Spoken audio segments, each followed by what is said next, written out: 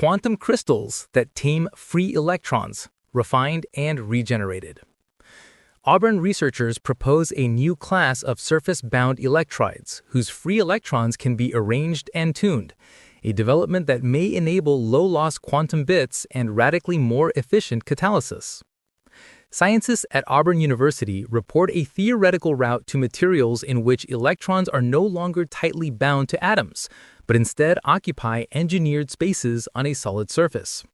In a paper published in ACS Materials Letters, the team describes surface-immobilized electrides, structures formed by anchoring solvated-electron precursors to robust substrates such as diamond and silicon carbide.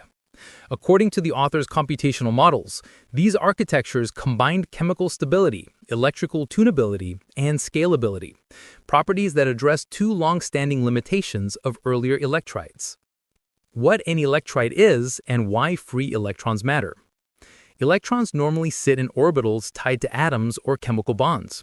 In an electride, some electrons behave like anions. They are loosely localized in cavities or channels and act as charge carriers independent of any particular nucleus.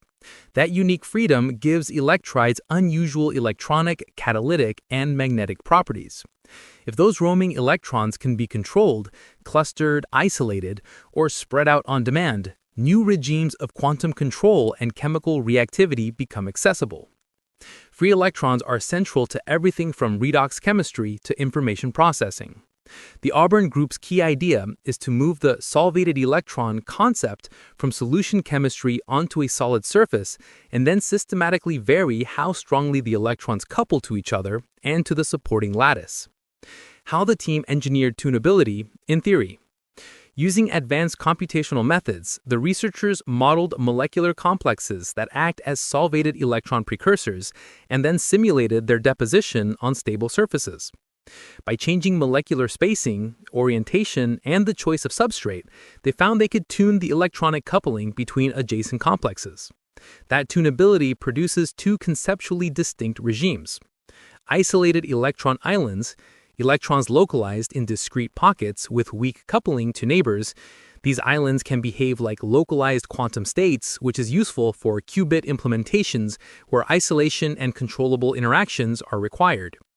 Extended electron seas, electrons delocalized across the surface, creating large conductive regions that could assist multi-electron catalytic pathways or enable unconventional electronic conduction.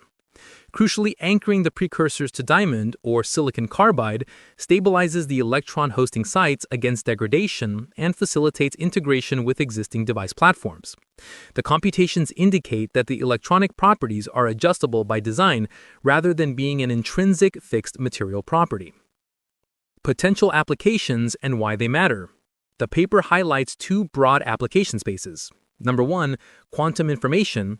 Localized electron pockets with engineered coupling could form the basis for low-power, surface-addressable qubits. Because the electrons reside at biologically and technologically benign voltages, relative to many superconducting platforms, SIEs may offer alternate hardware paradigms that are compact and potentially scalable. Number two, catalysis and chemical synthesis.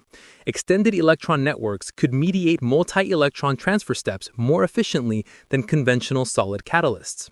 That capability could shorten synthetic routes, reduce energy inputs, and open new catalytic transformations useful for fuels, pharmaceuticals, and materials. Beyond those, the authors note broader impacts on electronic materials design. Devices that exploit tunable delocalization may enable sensors, energy converters, or hybrid platforms where electronic structure is programmed chemically. Advantages over prior electrides and remaining challenges.